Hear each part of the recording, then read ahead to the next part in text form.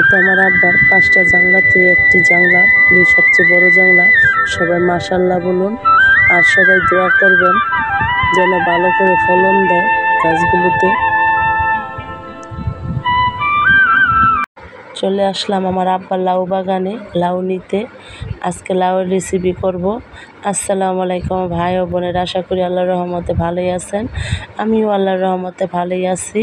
এই তো লাউ নিয়ে এসে কেটে ধুয়ে পরিষ্কার করে এখন পেঁয়াজ কুচি ভেজে নিচ্ছি, রান্না বসাই দিচ্ছি। আর আমার রেসিপিটা আশা করি ধৈর্য সহকারে দেখবেন। আর আমি নিয়ে আসছিলাম 3টি লাউ, 3টি লাউতে 2টি লাউ রান্না করতেছি, আর একটি লাউ একজনকে দিয়ে দিয়েছি আমি আসার পথে। আর এতে এখানে হলুদ মরিচ পাখি দিয়ে দিলাম, আর আমি সামান্য পরিমাণ হলুদ মরিচ পাখি ধনিয়া পাখি দিয়েছি, মিশিয়ে 1 চামচ পরিমাণ পাখি দিয়েছি, যে লাউয়ে মশলা কম লাগে তাই। আর আমি পাঙ্গাস মাছের মাথাটা আগে ভেজে নিয়েছিলাম। এখন ভালো করে কষিয়ে লাউটাকে দিয়ে দিলাম। এখন লাউটাকে ভালো করে কষিয়ে এই তো দেখুন লাউয়ের মধ্যে আমি কিন্তু কোনো পানি দিইনি, পানি উঠে গেছে।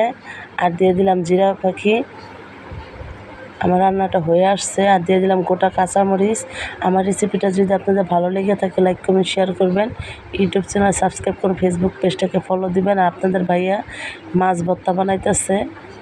আর এই তো দেখুন অন্যান্য তরকারি আমার ভাইয়ের বউ রান্না করছে, আমি শুধু লাউটাই রান্না করলাম। আমার রেসিপিটা এই পর্যন্ত।